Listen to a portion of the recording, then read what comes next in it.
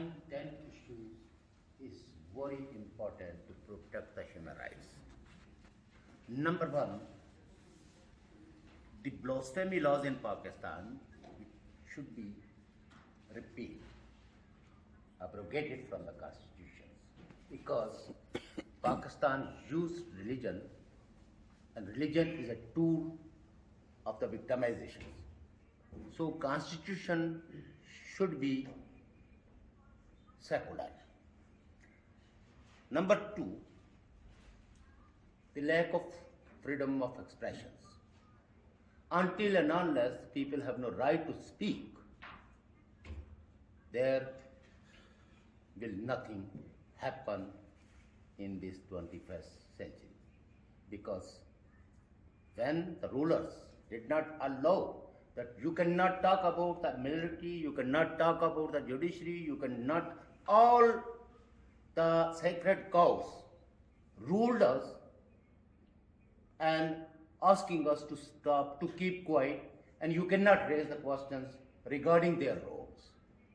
So, world community should ensure and put pressure on Pakistan that Pakistani rulers must be granted freedom of expression for everyone, every nation, and every group of the society. Number three, the supporter of terrorism. It's a known history that it is Pakistan who harbored the terrorism, who export the terrorism, and due to this policy, whole region is suffering, and all the terrorists have somehow linked with the Pakistan, and it is the state patronage to the extremist and radical elements. That's why they are freely moved in Pakistan, holding rallies and exploiting religion and motivate the peoples for new recruitments.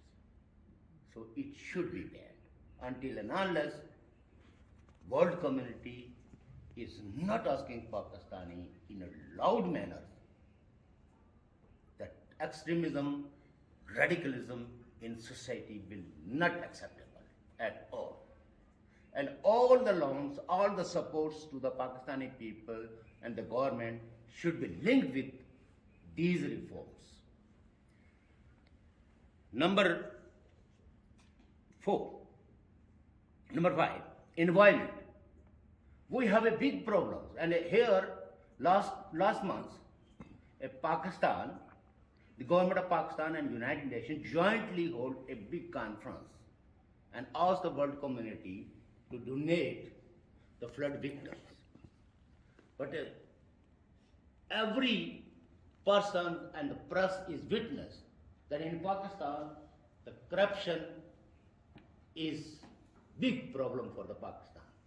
But unfortunately, and the other hand, Pakistan is blaming world community due to your policies. Pakistan is suffering environmental crisis. Our forest allotted to the military, all the tourist resorts now under military, and military without impunity, they are cutting the forest, and it affects on the environment. And other hand, over 2 rivers, they diverted, and due to diversions of the 2 rivers, it badly affects on the environment. And the CPAC route, the Chinese commercial projects, it badly affects our glaciers, and glaciers are melting. That's why the flood. So government of Pakistan, to getting the loans and funds, they did not spare a single penny for the environment. So until and unless Pakistan will not spare some kind of funds to protect the environment, One hand, they are destroying the forest, they are destroying the glaciers, and glaciers are melting, and the floods happen, and many peoples who belong to the downtrodden families, they suffered.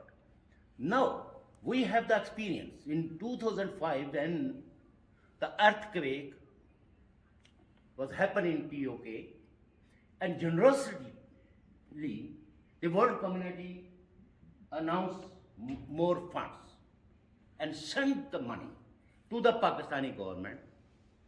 And we are asking them at that time, because we know that Pakistani system is totally corrupt system, and the journal are not accountable.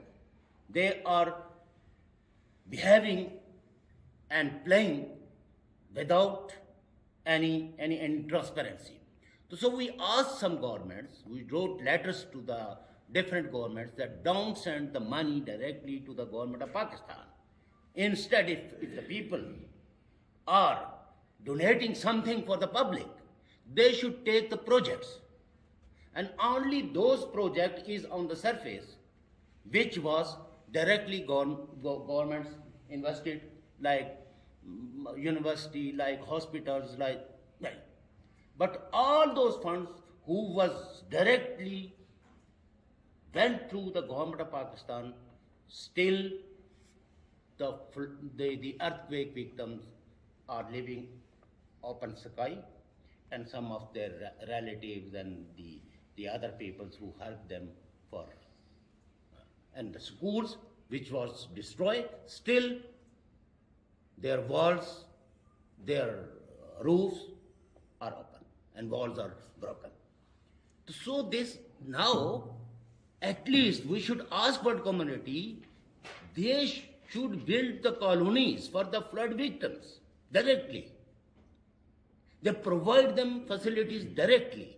Instead, they provide funds for the government of Pakistan, where there is no transparency.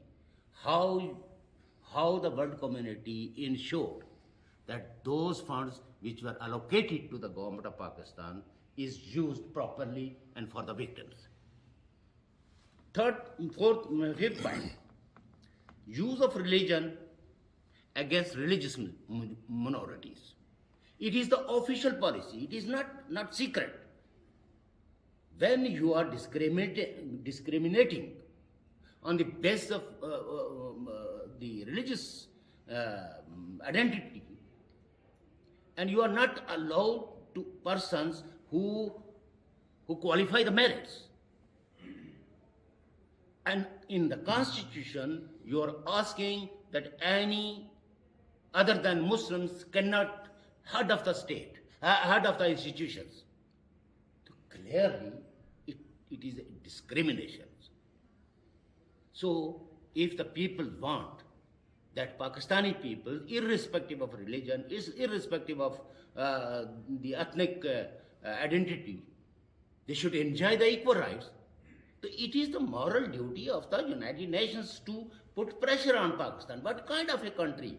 Madame McAlin is rightly said that all the violations or the exploitations roots are deep-rooted in Pakistan, and China is supporting such kind of a countries.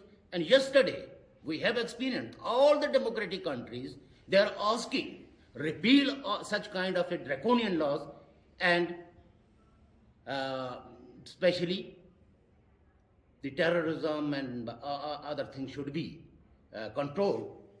But all the undemocratic countries who did not ready to respect the right of their own peoples, they are in supporting of Pakistan and praising that, oh, Pakistan is a big country, Pakistan is a very excellent country.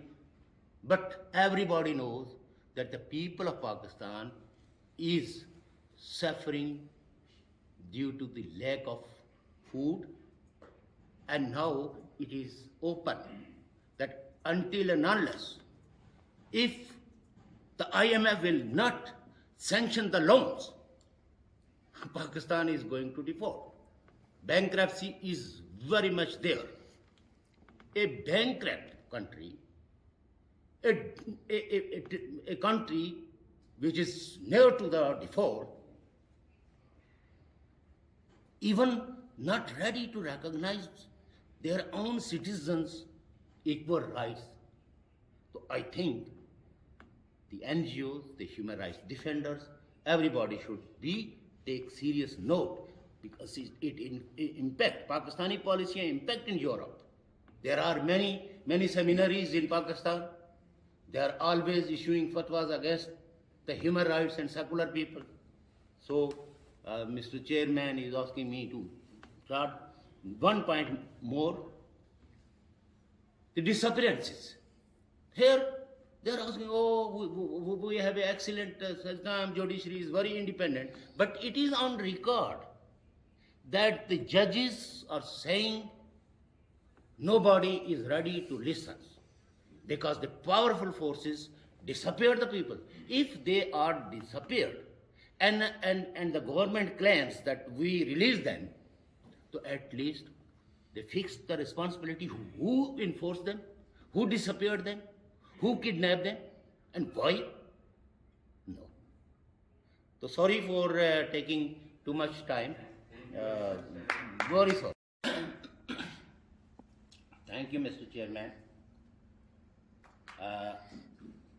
I would like to discuss about the freedom of expressions. A state where the freedom of expression has been compromised, then you can imagine what sort of the freedom of the common masses or the peoples or the human rights defenders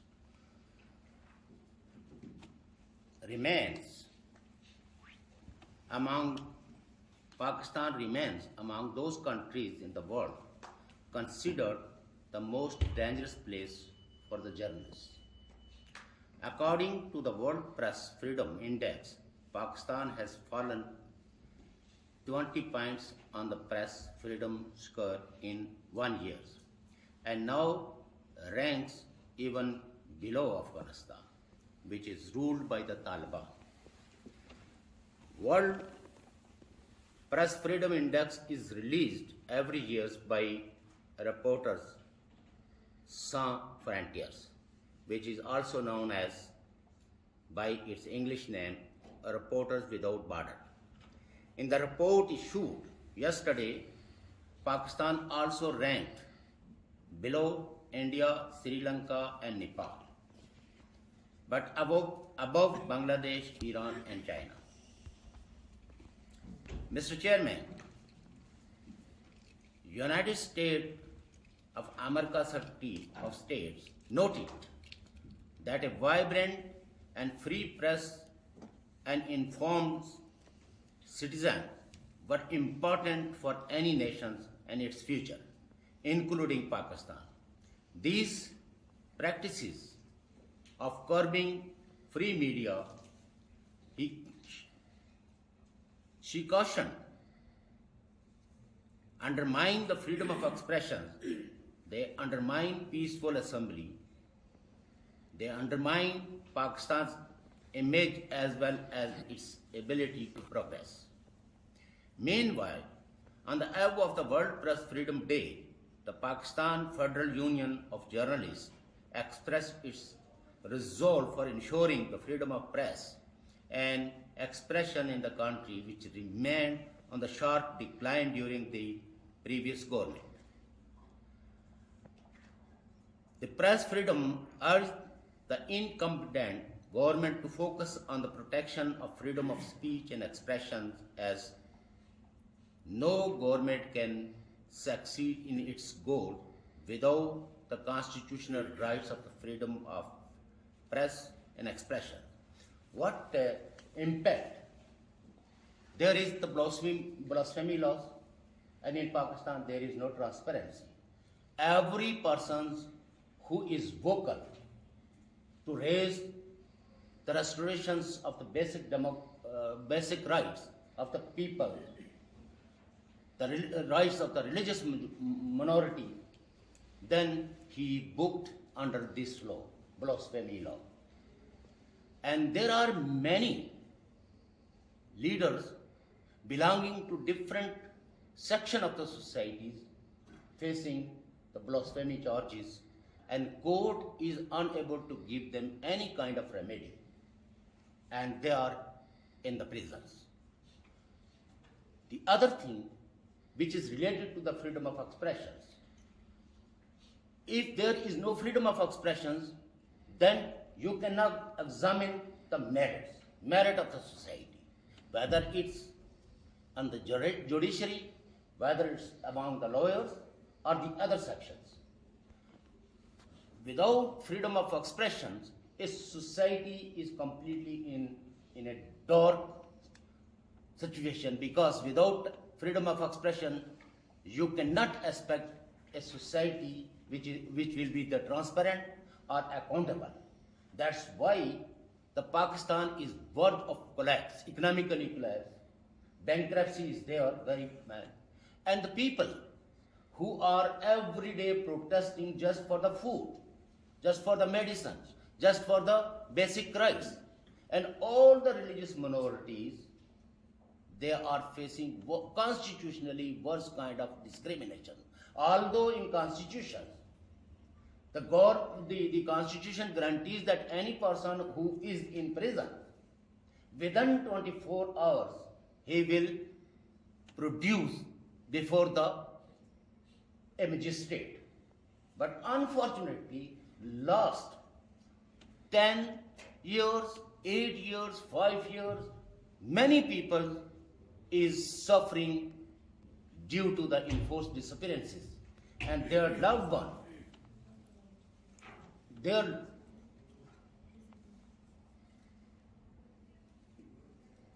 loved one is protesting, they are marching, but the Pakistani Apex Court is unable to produce the victims. So in Pakistan, every person who have some sense of humanity, he is sufferer. Under the Pakistani peripheries, the people of Gilgit-Baltistan and the people of Azad Kashmir, they have no say, because we have no any representation in any constitutional forums. And all the peoples, they are basically protesting for the foods, for the basic rights, and against the plundering of natural resources, and against the action by the military to occupy the forest lands, and it affects the environment. But the civilian government of Pakistan is very weak, democracy still in Pakistan is weak, and even if the ex-Prime Minister, Mr. Imran Khan, declared that Pakistan is a banana state. An ex-Prime Minister is not able to register a FIR against those who attempt to kill him, because the top ranking military officers were involved to attempt on him. That's why he is also protesting and declared that Pakistan is a banana state where the people, common people, have no say. Even the opposition leaders are facing persecutions. So it is the time. And yesterday we were in the room 20, and the Pakistani delegations, one of the members, he declared that Pakistani democracy is very vibrant. Whereas when he was in Pakistan and he is the member of Senate, he is asking that there is no democracy. It is a military rule, but here to be fooling the world community and declaring that, oh, Pakistan democracy is very vibrant and very strong. The other lady, she is assistant vice foreign minister, she all providing false information. Unfortunately, We people have no right to speak on the floors. NGOs have no right.